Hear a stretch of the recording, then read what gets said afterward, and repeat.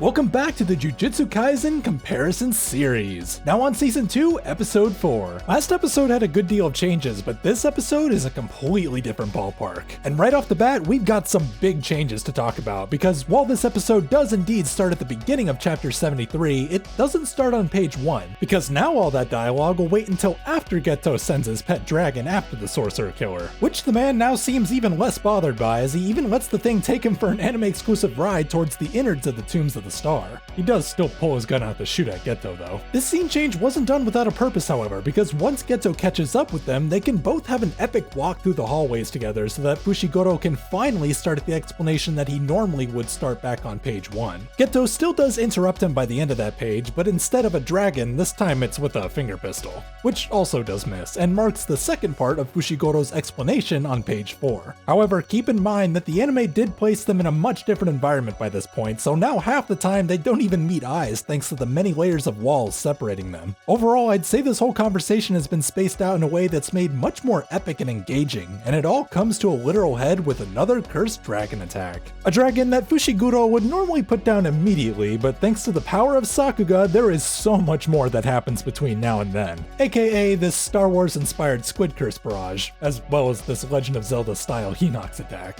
Like our anime exclusive trek to the innards of this place, these scenes expand the playing field considerably. It is a big place after all, may as well take advantage of that. Fushiguro gets sent so high up now, and I particularly love this run that he does up the center tree. Quote unquote ground animation always makes running characters look so empowered, and that feeling perseveres once Fushiguro jumps away from us and down toward the dragon. Again, the perspectives here are so amazing, as we go from over Fushiguro's shoulder all the way to the front of his face while the fillet dragon skins past him and down to the earth below, which causes a lot more damage now, as its body will break an anime exclusive bridge that Geto and Fushiguro happen to be standing on. Which also means that this Grudge Girl curse will have to ask her question to the sorcerer killer mid-air, the answer of which she still very much will not like, but even a yandere is no match for this guy. Fortunately for Geto though, it was just enough for him to get in close for some cursed thievery. Or so he thought at least. Just like the manga, it's still kinda hard to tell what Fushiguro did here. Heck, Geto doesn't even get the chance to think about how this happened anymore before his chest cavity was split open, followed by a roundhouse kick before that anime exclusive roof falls on his head, and followed again by the most disrespectful kick of all time. This is definitely the type of guy who would forget his own son's name until now. But instead of spending more mental resources on that, he's got the corpse of a high school girl to deliver, who at least gets to land on a table this time around. His client may have had a few screws loose, but as long as he's paid, he doesn't give two craps about what happens next. But what came next was something he probably wasn't ready for. It's funny how in the anime, Fushiguro is briefly blinded by the light of God before realizing that this encounter was no trick of the light. Gojo Satoru had successfully averted death, and it's all thanks to his newfound understanding of reverse cursed energy, something that Shoko was always bad at explaining. You might recall that this little bit here was already adapted back in episode 2, so skipping past that, we can jump right into round 2 of the sorcerer killer versus the freshly awakened Gojo Satoru. We got some changes here. Firstly, Fushiguro's attack vector is a bit different in that it's no longer a feint, but a straight-on attack with an extra swing, meaning that Fushiguro's blade is now in a new grip when it came time for Gojo to activate red for the very first time, which may have made it more advantageous for Fushiguro because while we no longer get an explanation for how red works here, we do get a much clearer depiction of how Fushiguro blocked that attack before he's sent right back to Star Religious Group headquarters, no doubt scaring the old guy who's still in there. Now, I did say that we missed out on Gojo's explanation of red earlier, but once the anime switches to the next chapter, Fushiguro will now add those lines to his usual explanation before running through Gojo's main 3 abilities. Obviously, he doesn't think any of these abilities will mount to his downfall, especially so in the manga because unlike the anime, he also elaborates why he thinks they pose no threat to him, despite the fact that his gut tells him otherwise, which he probably should have listened to before attacking an Ultra Instinct god, who in the anime now has to dodge a few extra blade swings before seeping deep into delirious thought. Really, with all these extra nature visuals sprinkled throughout, you can't help but get the feeling that Gojo is so high he can practically taste the colors. He is really feeling himself right now. So much so that in the anime, he even takes the time to put a stop to the debris Fushiguro whips up. And despite that extra angle of the attack from behind in the anime, he's still pretty calm enough to stir the brush and develop one hell of an abrasive attack. Gojo's explanation and history lesson of that attack was simplified grammatically a little bit, but I'm more interested in talking about these amazing liquid effects. Talk about a masterful presentation of perspective and symmetry. This imaginary world has two halves to it, and what's amazing is that we can see its inner intercept while panning around it. And when we reach the edge of one of these axes, it becomes apparent that these colors complement each other by literally mirroring one another. Its separation is a boundary of two different expressions, and Gojo's equal disturbances of the placid flow masterfully represents the mobilization of the nested energy between them. It's focused and very calm. The nonchalant keying on Gojo's face and hand says it all, and it's fitting that this scene goes quiet as this ray of infinity spreads across the land, with Fushiguro at its approaching center, of course. Long story short, this move is much more purpley in the anime, but I have to give creative props to the manga for putting the name of this move inside of the hole that will void out Fushiguro's torso. A hole that I wish I could show you without YouTube screaming at me, but that aside, I really love how the anime revealed this hole. From Gojo's eye to the collateral damage and then to Papaguro himself, who this time drops his chain to reach for the part of himself that isn't there anymore. It was an oddly sad moment for the guy, as it was only because he embraced his truest self that he lost. But at the very least, that did also mean that he was able to be just a little bit of a father figure in the end. A beautifully somber end to an incredibly action-packed chapter, and the episode doesn't even stop there, because after the credits, we'll go on to adapt the powerful beginning on the next chapter as Geto inherits the damaged curse that was left behind, whose voice we can actually understand now. But that thing calling him mother is hardly the most disturbing thing he's seen today, and what he's about to see next will truly put his ideology to the test. I'll be honest with you guys, this scene sits in my head to this day. These people applauding this young girl's death is one of the most deplorable things I've ever seen, so I can only imagine how it would affect those who saw it firsthand. Gojo himself seemed pretty willing to let the intrusive thoughts win here, but Geto convinced him otherwise. Well, more like he was convincing himself. The visual storytelling here is superb. The way that Gojo now walks past that delusion and into a new light is profound, because the red and blue colors here almost mirrors the expressions from Gojo's Limitless technique. The realm of blue is where everything is pulled and held in, aka Geto's homicidal thoughts, and the realm of red is where everything is pushed out and laid bare, aka Gojo's thoughts on killing everyone. Getting those thoughts out now probably helped Gojo to recover from this moment, but for Geto, this internal battle that he waged sunk him deep into a pit that he would reside in for a very long time.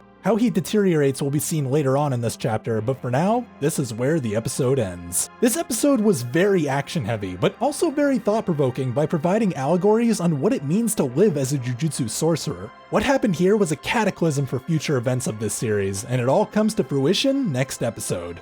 So, until then, stay healthy everyone, and I'll see you in the last episode of this fantastic arc. Once again, this is Registry, signing off. Take care everyone.